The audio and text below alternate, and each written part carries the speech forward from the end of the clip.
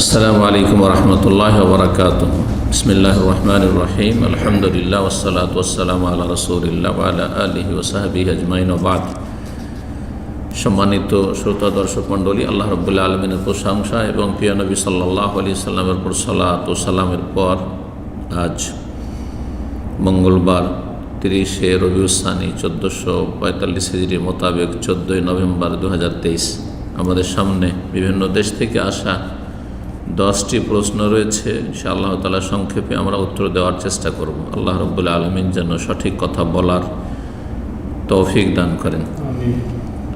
প্রথম প্রশ্ন করেছেন এক ভাই ভারত থেকে, বলছেন আসসালামু আলাইকুম শেখ। ওয়ালাইকুম আসসালাম ওয়া রাহমাতুল্লাহ। আমাদের বাড়ির একজনকে জিনে অনেক বিরক্ত করে, তাই আমার পরিবারের লোক বিদাতি মোল্লাদের কাছে বাড়ি বেঁধেছে।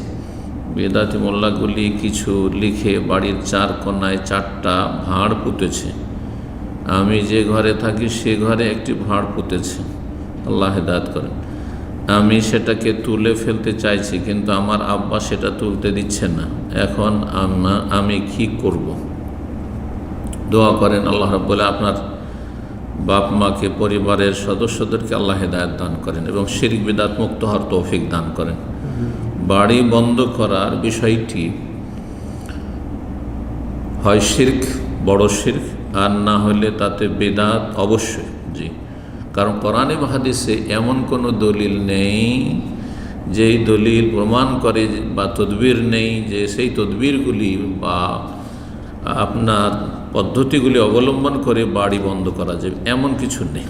জি হ্যাঁ, নিজেকে সুরক্ষিত রাখা আর নিজের বাড়িঘর ধন সম্পদকে সুরক্ষিত রাখা, ছেলে মেয়েদেরকে সুরক্ষিত রাখার জন্য ইস্তিআজা, আল্লাহর আশ্রয় কামনা করা, আল্লাহর নিকট আশ্রয় কামনা করা জিন, মানুষ, সমস্ত রকমের অনিষ্টকারীর অনিষ্ট থেকে, এটা প্রমাণিত। যেমন আউযু বিকালিমাতিল্লাহি তাম্মাতি মিন শাররি মা খালাক, যদি কেউ কোনো জায়গায় বলে যতদিন সেখানে অবস্থান করবে কোনো কিছু তার ক্ষতি সাধন করতে পারবে না। এইরকমই ছেলে মেয়েদেরকে বদনজর থেকে বা জিন এবং মানুষের অনিষ্ট থেকে রক্ষার জন্য, সুরক্ষিত করার জন্য ওই জোকা বেকালিমাতিল্লাহি তাম্মা, ওই জকুম বহু বচন, বেকালিমাতিল্লাহি তাম্মা মিন কুল্লি শাইতানি ওয়া হাম্মা মিন কুল্লি আইনিল লাম্মা, এগুলো ঠিক আছে। আজকার, জিকির আজকার আছে, দোয়া আছে, কিন্তু ভাঁড় পুঁতে রাখবে আর সেই ভাঁড়ে অবশ্যই কোনো শিরকি কালাম রয়েছে অথবা বেদাতি কথা রয়েছে, ইসলাম বিরোধী কথা রয়েছে। এইসব পদ্ধতির কোনো অস্তিত্ব ইসলামে নেই। সুতরাং এইসব শিরক, এইসব বিদআত যথাসাধ্য বাপ মাকে, যারা এখন মালিক বাড়ির, তাদেরকে বোঝাবার চেষ্টা করবেন।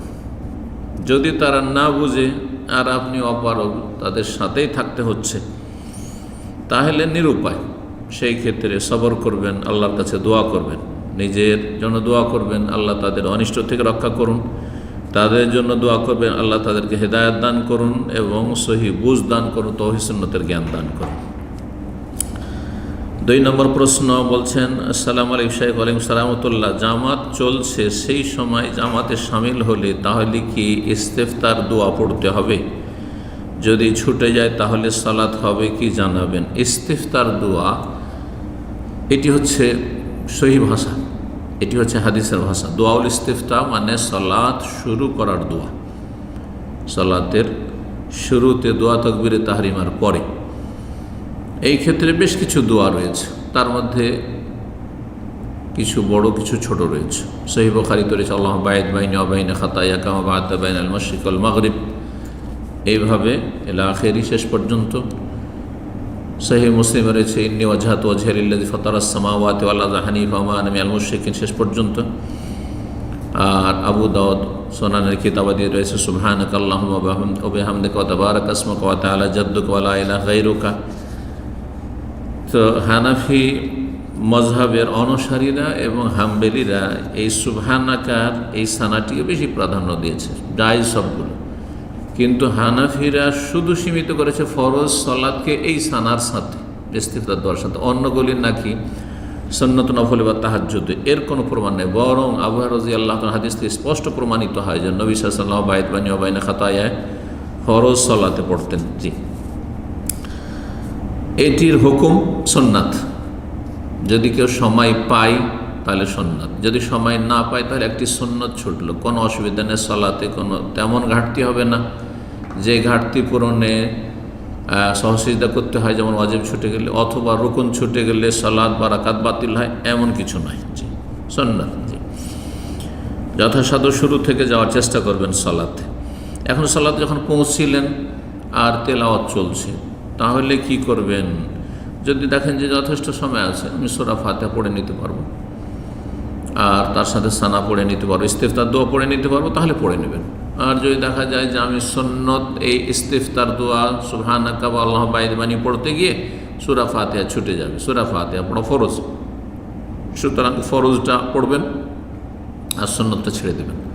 আর অধিকাংশ সময় এমনটা হয় যে হঠাৎ করে হয়তো রুকুতে চলে যেতে পারে, সুতরাং আউযু বিত্তাকবীরে তাহমিয়ার পরে আউযু বিল্লাহি মিনাশ শাইতানির বিসমিল্লাহির রহমানির রহিম আলহামদুলিল্লাহি রাব্বিল সূরা ফাতিহা পড়বেন। ইস্তিফতার দোয়া পড়ার প্রয়োজন নেই। কিন্তু যদি দেখেন যে এক্ষুনি তাকবীরে তাহরিমা হয়েছে, জানতে পারলেন যে এখন ইকামত হলে তাকবীরে তাহরিমা হয়েছে, ইমাম সাহেব শুরু করেছেন, তাহলে আপনি ইস্তিফতার দোয়া পড়তে পারেন, যদিও আপনি একটু পরে পৌঁছেছেন। জি, রুকুতে থাকলে তাকবীরে তাহরিমা দিয়ে সরাসরি রুকুতে চলে যাবেন। জি, 3 নম্বর প্রশ্ন করেছেন, আসসালামু আলাইকুম। ওয়ালাইকুম আসসালাম রহমতুল্লাহ। রাসূলুল্লাহ সাল্লাল্লাহু আলাইহি ওয়াসাল্লাম ফাতেমা রাদিয়াল্লাহু তাআলা আনহু এবং আলী রাদিয়াল্লাহু ফাতেমা রাদিয়াল্লাহু তাআলা আনহা এবং আলী রাদিয়াল্লাহু তাআলা আনহুকে খাদেম চাওয়াতে, বা ফাতেমা রাদিয়াল্লাহু তাআলা আনহা খাদেম চেয়েছিলেন এবং আলী রাদিয়াল্লাহু তাআলা আনহু দুজনকে বলেছিলেন যে উভয়কে বলেছিলেন 33-34 বার সুবহানাল্লাহ আলহামদুলিল্লাহ আল্লাহু আকবার পড়তে ঘুমের আগে। সম্মানিত শাইখ, এটা কি স্বামী স্ত্রী দুজনকেই করতে হবে নাকি শুধু একা করলে হবে? দুইজনেই করতে হবে, এটি সুন্নাত। যদি আপনি এই সুন্নাত মুস্তাহাব নফল কাজটি পালন করতে চান, ফরজ ওয়াজিব না, এগুলো যে কোনো আজকার, ফরজ সালাতের পরে জিকির আজকার হোক, অথবা ঘুমের আগে ঘুম থেকে উঠে, অথবা সকাল সন্ধ্যা যেসব জিকির আজকারগুলি রয়েছে জিকির আজকার হোক, এগুলি সুন্নাত মুস্তাহাব। করলে নেকি, না করলে গুনাহ নেই। তবে অনেক নেকিতে বঞ্চিত থাকলেন এবং আল্লাহ যে সুরক্ষিত রাখবেন এইসব আজকারগুলির মাধ্যমে, বিভিন্ন যে জীবনে অনিষ্ট হতে পারে সে সম্ভব অনিষ্ট থেকে, সেগুলির ক্ষেত্রে আপনি সুরক্ষিত না। এই জন্য অনেক ফায়দা রয়েছে। ঘুমের অবস্থায় যদি আল্লাহর হেফাজত থাকতে চান, জিন শয়তান মানুষ শয়তান অনিষ্ট থেকে সুরক্ষিত থাকতে চান, তাহলে আজকারগুলি পড়বেন। এই জিকির আজকার করলে মানুষের ঈমানি শক্তি বাড়ে। ঈমানি শক্তি যখন বাড়ে তখন মানুষের মানসিক শারীরিক শক্তিও বাড়ে। জি, এই জন্য নবী সাল্লাল্লাহু আলাইহি ওয়াসাল্লাম যখন খাদেম দিলেন না, খাদেম হলে একটু সহযোগিতা হবে, যে কাজে সহযোগিতা করল, শারীরিক শ্রম মেহনত যে একটু বেশি হচ্ছিল। ফাতেমা রাদিয়াল্লাহু তাআলা আনহা আটা পিষতে গিয়ে চাকিতে হাতে ফোঁসা পড়ে যেত, তো অভিযোগ করলেন, আব্বা এইরকমটা হচ্ছে, তো আমাকে খাদেম এসছে, অনেক কাজের দাসী এসছে, তো যদি এগুলো বাদিগুলো দিয়ে দিতেন একটা, তো আমার কাজ হইতো। তো নবী সাল্লাল্লাহু আলাইহি ওয়াসাল্লাম বলে, এর চাইতে ভালো তোমাদেরকে শিখিয়ে দিচ্ছি। জিকির আজকার একটি খাদেম, একটি কাজের মেয়ে এর বিকল্প কি করে, এই কথাটি আমি বলছিলাম। সেটা হচ্ছে যে মানুষ যখন জিকির আজকার করে তখন ঈমানি শক্তি বাড়ে, মানসিক শক্তি এনার্জি বাড়ে, শারীরিক শক্তিও তার সাথে বাড়ে, হিম্মত বাড়ে, সাহস বাড়ে এবং কর্মঠ হয়, অলসতা দূর হয়, যেসব ক্ষয়ক্ষতির দিকগুলি রয়েছে সেগুলি মানব জীবন থেকে দূরীভূত হয়। এই হচ্ছে তার রহস্য। তো নবী সাল্লাল্লাহু আলাইহি ওয়াসাল্লাম এই জিকির আজকারগুলি ঘুমের আগে করতে বলেছেন, সুবহানাল্লাহ আলহামদুলিল্লাহ আল্লাহু আকবার। জি, তো দুইজনকেই করতে হবে যদি পুরোপুরি আপনারা লাভবান হতে চান। আর যদি অনেক সময় হয়তো স্বামী করছে না, স্বামী ওইরকম দিনদার নয়, গাফিল, বা হয়তো এত ক্লান্ত থাকে সে ঘুমিয়ে যায়। আজকাল তো মোবাইলের ফিতনা, মোবাইল নিয়ে মোবাইল দেখতে দেখতে ইন্টারনেট আর সোশ্যাল মিডিয়াতে ডুবে থাকে, তাতে ঘুমিয়ে যায়। আপনি কমপক্ষে পড়বেন, যেহেতু প্রশ্নটি কোনো এক বোনের পক্ষ থেকে রয়েছে।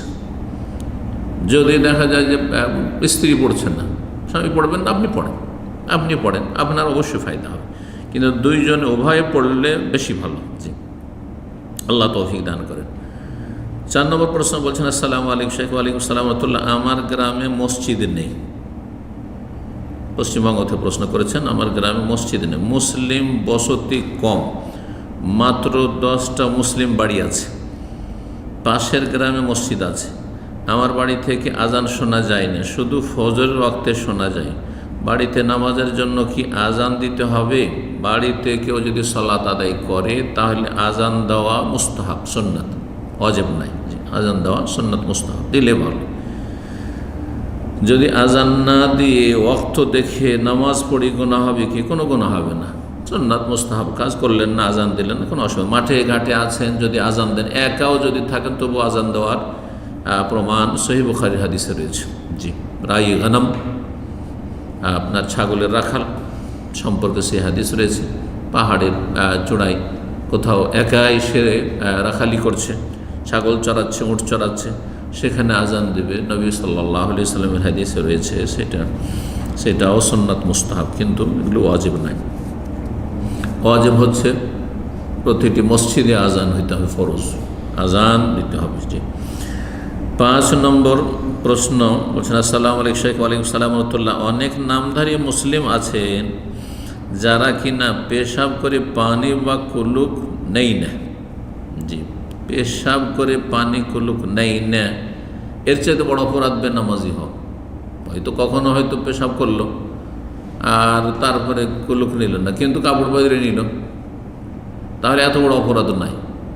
কিন্তু এখানে এই ভাষাটি আমাদের বাংলা ভাষায় যে ব্যবহার হয়ে থাকে, যে পেশাব করে পানি বা কুলুক নেই না, মানে সেই ব্যক্তির না পাক পবিত্র থাকে, না পাক না পাকের পার্থক্য করে, না উজু করে, না নামাজ পড়ে, বেনামাজি এক কথায়, বেদিন। তাহলে যদি এটাই বোঝান, তারা যদি সালাম দেয় তাদের সালামের উত্তর দেওয়া যাবে কি? যেই ব্যক্তি এইরকম যে মোটেই সালাত পড়ে না, 5 ওয়াক্ত সালাতের কোনো নামাজ পড়েন না, সেই ব্যক্তি মুসলিম নয়, সে কাফের মুরতাদ হয়ে যায়। এটি হচ্ছে সঠিক মত। বিষয়টিতে যারা ইখতিলাফ করেছেন তারা সাহাবায়ে কেরাম ইজমার খেলাফ করেছেন। সাহাবায়ে কেরামদের ইজমা ঐক্যমত হচ্ছে যে সালাত ত্যাগ করা হচ্ছে বড় কুফর। সাহাবায়ে কেরাম এই আমল এত জরুরি মুসলিম জীবনের জন্য, মুসলিম থাকার জন্য, যে কানু লা ইয়ারাউনা শাইয়্যাম মিনাল আমালি তারকুহু কুফরুন গায়রা সালাহ। জি, তিরমিজিতে হাদিস রয়েছে, অন্য হাদিসে রয়েছে যে সাহাবায়ে কেরামগণ কোনো আমল ছেড়ে দেওয়াকে কুফর মনে করতেন না, সালাত ছাড়া। তাহলে সালাত যে ব্যক্তি মোটেই পড়েন না, সেই ব্যক্তি মাঝে মাঝে পড়ে, মাঝে মাঝে পড়ে না, তাহলে বিষয়টির ইখতিলাফ রয়েছে, কিন্তু সঠিক হচ্ছে তাদেরকে কাফের, বড় কাফের বলা যাবে না। তো সালাম আপনি দেবেন না, এটা হচ্ছে আসল। কিন্তু যদি দেখেন যে সালাম না দিলে অনিষ্ট আছে, জালেমের জুলম বেড়ে যাবে, প্রতিবেশীর জুলম অত্যাচার বেড়ে যেতে পারে, প্রতিবেশী বেনামাজি যদি সালাম না দেন তো আরও শত্রুতা বেড়ে যাবে দেনদার ভালো মানুষের সম্পর্কে, আপনার পরিবারের, আপনার ধন সম্পদের, বাড়িঘরে ক্ষতি করতে পারে। অনেক বদ প্রকৃতির মানুষ আছে, তাহলে তাদের অনিষ্ট থেকে রক্ষার জন্য সালাম দেবেন। জি, এইরকমই যারা বদ আকিদার, বড় ধরনের বদ আকিদা রয়েছে, শিরকি আকিদা, তাদের সালামের বিষয়টি ওই রকমই। তো আসল হচ্ছে যে যাদের বড় শিরকি কুফরি আকিদা রয়েছে তাদেরকে সালাম দেওয়া জায়েজ না। কিন্তু যদি দেখা যায় যে সে আপনার বস, সে আপনার নেতা, সে আপনার গ্রামের জালেম, জি, তো যদি তাকে সালাম না দেন, তার সালাম উত্তর না দেন, তাহলে তো কঠিন। তাহলে তার অনিষ্ট থেকে রক্ষার জন্য সালাম দেবেন আর নিয়ত করবেন আল্লাহ তাকে হেদায়েত করুক, তার অনিষ্ট থেকে রক্ষা করুক। জি,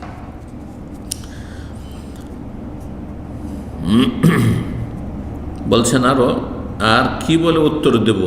সালামের উত্তর, সালাম বলে যদি সালাম স্পষ্ট বলে তো ওয়ালাইকুম সালাম ভাই বলবো, ওয়ালাইকুম শুধু নয়, ওয়ালাইকুম কাফেরের জন্য, যেই কাফের আপনার সাথে উপহাস করছে অথবা বদদুয়া দিচ্ছে। কারণ ইহুদিরা বলতো আসসালামু আলাইকুম নবী সাল্লাল্লাহু আলাইহি ওয়াসাল্লামকে, আপনার মত হোক, মরণ হোক। তখন নবী সাল্লাল্লাহু আলাইহি ওয়াসাল্লাম বলেছেন যে ইহুদিরা যদি এইরকম বদনিয়াতে আর এইরকম অভিশাপ বদদুয়া দেয় তো ওয়ালাইকুম, তোমাদের হোক। তো ইহুদি কাফের দোয়া কবুল হবে না, আর মুমিন মুসলিমের দোয়া কবুল হবে, সুতরাং তারা ধ্বংস হবে। জি। এবং তাদেরকে কি মুসলিম বলা যাবে? বললাম বিষয়টি। জি, তারা তো মুসলমানের ঘরে জন্ম, মুসলমানের ঘরে জন্ম করলে ইসলাম থাকে না। ইসলাম আকিদার নাম, ইসলাম ইবাদত বন্দিগের নাম, ইসলাম আখলাক চরিত্রের নাম। তো কমপক্ষে মৌলিক আকিদা, যে আকিদা ঈমান এবং কুফরের মাঝে পার্থক্যকারী, সেটা ঠিক থাকতে হবে আকিদার বিষয়। আর জীবনের সবচেয়ে গুরুত্বপূর্ণ আমল 5 ওয়াক্ত সালাত, সেটা ঠিক থাকতে হবে, তাহলে মুসলিম। চোর, ডাকাত, খনি, জেনাকারী, মদখোর আর জুয়ারি, তারা ভাই হতে পারে। ঘুষখোর, সুদখোর মুসলিম থাকতে পারে, কিন্তু বেনামাজি ইসলাম থাকে না। এটাই কোরআন হাদিস দ্বারা প্রমাণিত। আল্লাহ বোঝার তৌফিক দান করুন, মুসলিম জাতিকে হেদায়েত দান করুন যারা বেনামাজি হয়ে রয়েছে।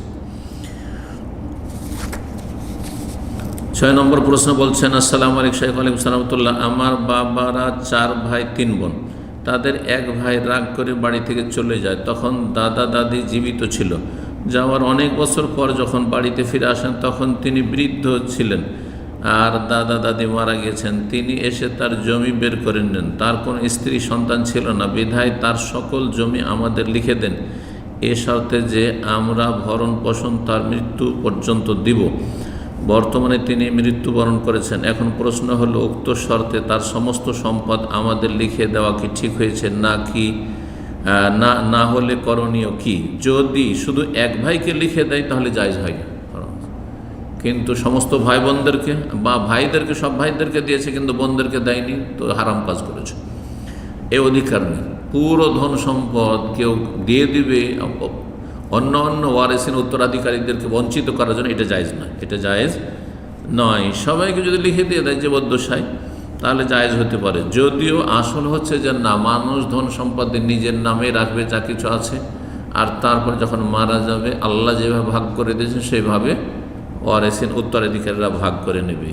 জি, সূরা নিসা আল্লাহ স্বয়ং ভাগ বন্টন করে দিয়েছেন। আল্লাহর ভাগে যারা সন্তুষ্ট না তারা কি করে মুসলিম থাকতে পারে?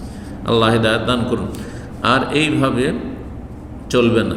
সুতরাং কেমনভাবে লিখে দিয়েছে, কাকে লিখে দিয়েছে, তারা যে 4 ভাই 3 বোন, 3 বোনকে দিয়েছে কিনা, 4 ভাইয়ের যে আরও 3 ভাই আছে তাদের সবাইকে লিখে দিয়েছে কিনা, এগুলো দেখার বিষয় রয়েছে। জি, যদি এক ভাইকে লিখে দিয়ে দেয়, একজন দুজনকে লিখে দিল আর অন্যদেরকে দেয়নি, তাহলে ফেরত দিতে হবে। এটা হচ্ছে করণীয়, সবাই যাতে করে তাতে ভাগ পায় যেভাবে আল্লাহ ভাগ করেছেন। 7 নম্বর প্রশ্ন বলছেন, আসসালামু আলাইকুম শাইখ। ওয়ালাইকুম সালাম ওয়া রাহমাতুল্লাহ। প্রশ্ন করেছেন বাংলাদেশ দিনাজপুর থেকে এক ভাই, যিনি বর্তমানে চেন্নাই ভেলোরে তার মেয়ের চিকিৎসার জন্য আছেন, ব্লাড ক্যান্সার, আল্লাহ যেন শেফা দান করেন, দোয়া চেয়েছেন। বলছেন যে সেখানে যেসব মসজিদগুলি রয়েছে সেসব মসজিদে ফিলিস্তিন বা গোটা মুসলিম জাতির জন্য ফরজ সালাতে হাত তুলে দোয়া করা হয়, মানে বিশেষ করে ফজরে করা হয়।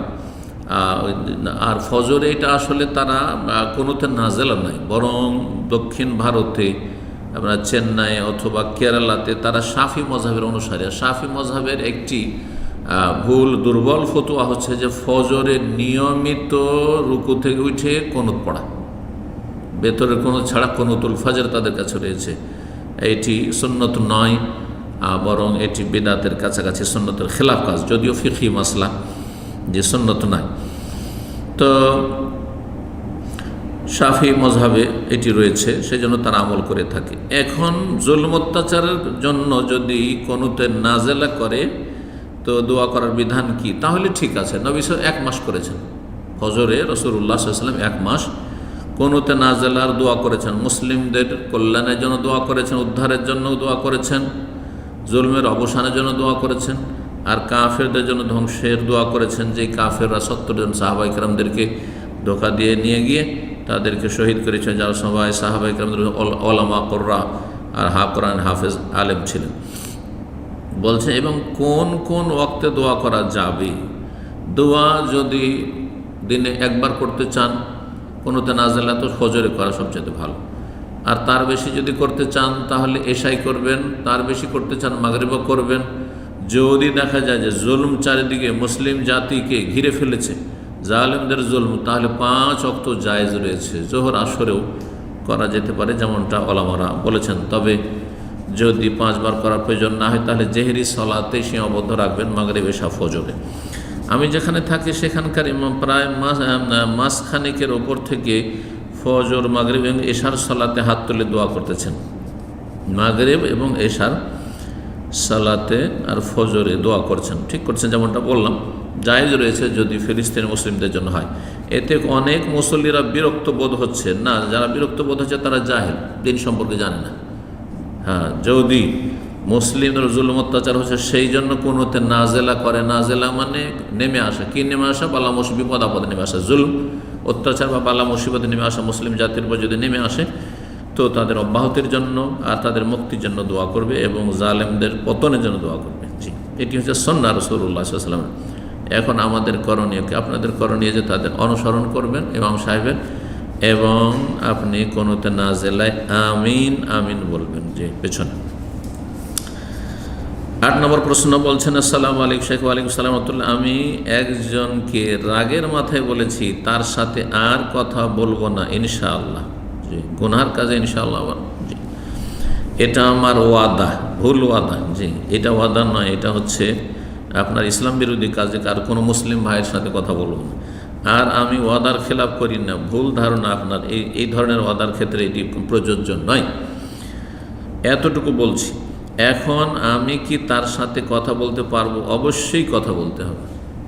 আর যদি এখানে শুধু এমনি বলে থাকেন যে আমি তার সাথে কথা বলবো না, সেটা শপথ তাতে নিয়ত করেননি আর শপথ করেননি, তাহলে কাফারা দিতে হবে না। আর যদি শপথ করে থাকেন যে আল্লাহর কসম করে বলছি, কথাকে অকাট্য করার জন্য আল্লাহ শপথ করে বলছি আমি অমুকের সাথে কথা বলবো না, আমি এই কাজটি করব না, আর দেখছেন যে যে কথাটি বলেছেন সেটি শরীয়তের দৃষ্টিতে আপত্তিকর, না জায়েজ অথবা অপছন্দনীয়, জায়েজ নয় ইত্যাদি, এইরকম যদি হয় তাহলে নবী সাল্লাল্লাহু আলাইহি ওয়াসাল্লাম সহিহ মুসলিমের হাদিস 3113 নম্বর হাদিসে রয়েছে, মান হালাফা আলা ইয়ামিনিন, কেউ যদি কোনো বিষয়ে কসম করে, ফারা গায়রাহা খায়রান, তারপরে যদি অন্য কিছুতে কল্যাণ দেখে, যে অন্য কিছুতে কল্যাণ রয়েছে, তাহলে কি করবে? ফালিয়াতিহা ফারা গায়রাহা খায়রাম মিনহা, যেই ক্ষেত্রে কসম করেছে তার বিপরীতটাতে কল্যাণ রয়েছে শরীয়তের দৃষ্টিতে, বা সেটা তার করার প্রয়োজন, করতে হবে। হয়তো শরীয়তের বাধা নিষেধ নাই, কিন্তু সেটা করতে হবে। হয়তো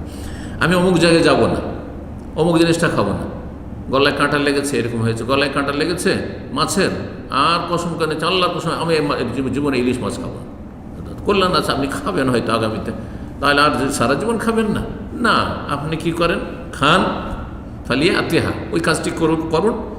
কথা বন্ধ করেছেন আপনি, কথা বলুন। ওয়ালিও কাফের আইয়ামিনেহি, আর কসমের কাফারা দিয়ে দিন। কসমের কাফারা হচ্ছে 10 মিসকিনের খাবার, না 10 মিসকিনের বস্ত্র। আর যদি এই দুটো না পারে তাহলে গোলাম আজাদের কথা, গোলাম তো আজকাল নেই, সুতরাং সেটা বাদ।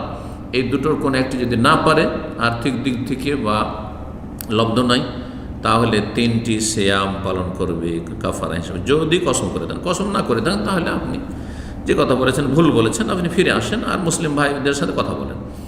9 নম্বর প্রশ্ন বলছেন যে, আসসালামু আলাইকুম শেখ। ওয়ালাইকুম সালাম। মোবাইলে অ্যালার্ম সেট করার জন্য যে রিংটোন ব্যবহার করা, এমনকি অ্যালার্ম ক্লক নামে পরিচিত ঘড়িতে যেই শব্দ ব্যবহার হয় তা কি হারাম হবে? যেটা উত্তম বিকল্প সেটা রাখবেন আপনি, যাতে মিউজিক না থাকে চেষ্টা করবেন, কিন্তু এমনি রিং যদি হয় কোনো অসুবিধা নেই। আর যদি দেখেন যে এছাড়া আর কিছু পাচ্ছি না তাহলে অসুবিধা নেই।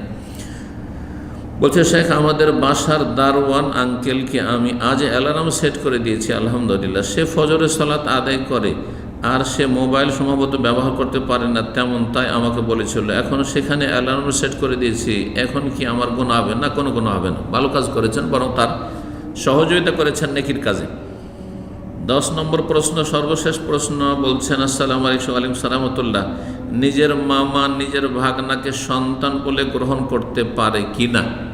সন্তান বলে গ্রহণ করা মানে পালক পুত্র নেওয়া জায়েজ রয়েছে, হ্যাঁ, কিন্তু তাকে সন্তানের মতো ধন সম্পদে ভাগ দেবেন, যে আমার ধন সম্পদ যেমন ছেলে পেত তেমনই, এটা জায়েজ না, এটা হারাম। আর একটি জিনিস হারাম, সেটা হচ্ছে যে এমনভাবে পালক পুত্র নিলেন যে কাগজপত্র আপনার নামে করে নিলেন যে আপনি যেন বাবা, আর তার বাবার নামকে একবার উড়িয়েই দিলেন ডকুমেন্টসে, এটাও জায়েজ না, এটা হারাম। নিজের সাথে সম্পৃক্ত করা জায়েজ না, এতে লানত করা হয়েছে। লানাল্লাহু মান ইদ্দা ইলা গায়রি আবিহি, নিজের বাপ ছাড়া অন্য কাউকে বাপ যদি কেউ বলে আর তার সাথে সম্পৃক্ত হয়ে যায়, অথবা কারো ছেলেকে নিজের সাথে সম্পৃক্ত করে, তো উভয়ের উপরে লানত রয়েছে, নবী সাল্লাল্লাহু আলাইহি হাদিসে রয়েছে। সূরা আহজাবের আয়াত নম্বর 4, আয়াত নম্বর 5 এই মর্মে রয়েছে রাসূলুল্লাহ সাল্লাল্লাহু আলাইহি ওয়াসাল্লাম ইসলামের পূর্বে যায়েদ ইবনে হারেসাকে নিজের পালক পুত্র হিসেবে গ্রহণ করেছিলেন। ইসলাম আসার পর এই বিধানকে রহিত করা হলো। আর জাহিলিয়াতের যুগে একটা পদ্ধতি ছিল যে জমি জায়গা ধন সম্পদের ভাগ নিজের ছেলের মতো করে দিত, সেটাকে রহিত করা হয়েছে। আল্লাহ বলছেন ওমা জাল আদিয়াকুম আবনাকুম, তোমাদের মুখে ডাকা ছেলেদেরকে মানে পালক পুত্রদেরকে আল্লাহ তোমাদের পুত্র হিসাবে করেননি। যালিকা কাউলুকুম বিআফওয়াহিকুম, এটা তোমাদের মুখের কথা শুধু, হ্যাঁ মৌখিক কথা, এর কোনো অস্তিত্ব নেই ইসলামে। জি, আল্লাহু ইয়াকুলুল হক ওয়া হুয়া ইয়াহদিস সাবিল, আল্লাহ সত্য কথা বলেন, হক কথা, এবং আল্লাহ সঠিক পথ দেখান। তারপরে 5 নম্বর আয়াত বলছে উদউহুম লিআবাইহিম, যাদেরকে পালক পুত্র নিয়েছো বা যে কোনো মানুষকে তার বাবার সাথে সম্পৃক্ত করো। যায়েদ বিন মুহাম্মদ বলবে না, যায়েদ বিন হারেসা বলো। এই জন্য যায়েদ বিন মুহাম্মদ জাহিলি যুগের লোকেরা বলতো, মক্কার লোকেরা। তারপরে সেটা পরিবর্তন করেছেন সাহাবায়ে কেরাম, যায়েদ বিন হারেসা, জি হারেসার ছেলে যায়েদ। বাপের সাথে সম্পৃক্ত করে ডাকো আকসাত ইনদাল্লাহ, এটি হচ্ছে বেশি ন্যায়সঙ্গত কথা আল্লাহর নিকটে। জি, আল্লাহ রাব্বুল আলামিন যেন আমাদেরকে সঠিক আমল করার তৌফিক দান করেন এবং দিনের বিশুদ্ধ জ্ঞান দান করেন, এবং আল্লাহ রাব্বুল আলামিন সঠিক পথের দিকে আহ্বান করার তৌফিক দান করেন। ও সাল্লাল্লাহু সাল্লাম আলা নবিয়িনা মুহাম্মদ ওয়া আলা আলিহি ওয়া সাহবিহি আজমাইন।